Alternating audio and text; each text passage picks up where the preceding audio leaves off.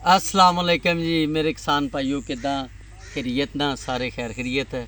उम्मीद करदा तुसी खैरियत नाल होवोगे।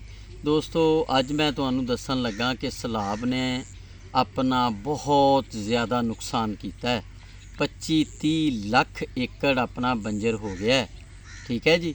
हुण अगे बिजाई का वक्त आ रहा, सरों का आ रहा, आलू का आ रहा। ठीक है जी। तुहानू पता 14-15 नूं अस्सू चढ़ पैना, अगलियां फसलों की बिजाई शुरू होनी है, लेकिन उत्थे तो 5-5 6-6 फुट पानी खड़ा। दोस्तों मेरे किसान भाइयों मैं गल ये करदा पिया, जेड़े बंदे घरों घर बैठे हैं ना जी, उन्होंने इंतहाई ज़रूरत है मैडिसन की, दवाई की और खाने की। मुखैर हजरात करते पे है मेहरबानियाँ, खाना शाना दवाइयाँ पहुँचा रहे हैं, लेकिन बढ़ चढ़ के जेड़े कैंप लगे उहदे च तुसी हिस्सा लैके ना जी उन्हां दी आवाज़ बनो और उन्होंने खुद जाओ, खुद उत्थे पहुँचो ताकि उन्होंने बंदियां को मैडिसन पहुँचे।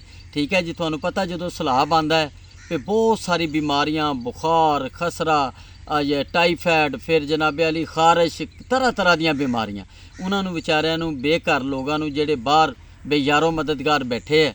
ठीक है जी। उन्होंने तुसी ज़रूर मदद करो और बढ़ चढ़ के मदद करो। तो ये इतना नुकसान हो गया उन्होंने ज़मीन का, फसलों का। तुसी अंदाज़ा करो कि जेड़ा कोई 10% तिल बचा सी, तिल भी ज़ाया हो गया। तो 1.25 लाख एकड़ ये तुसी अंदाज़ा करो किन्ने लख एकड़ मक्की साड़ी ज़ाया हो गई, जानवरों का चारा ज़ाया हो गया। फिर जनाब लोगों दी तूड़ियाँ रुड़ गई, समान रुड़ गए, बड़ा नुकसान होया।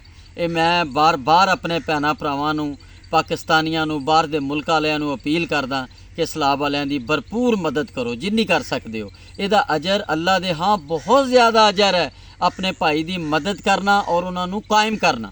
Thank you ji.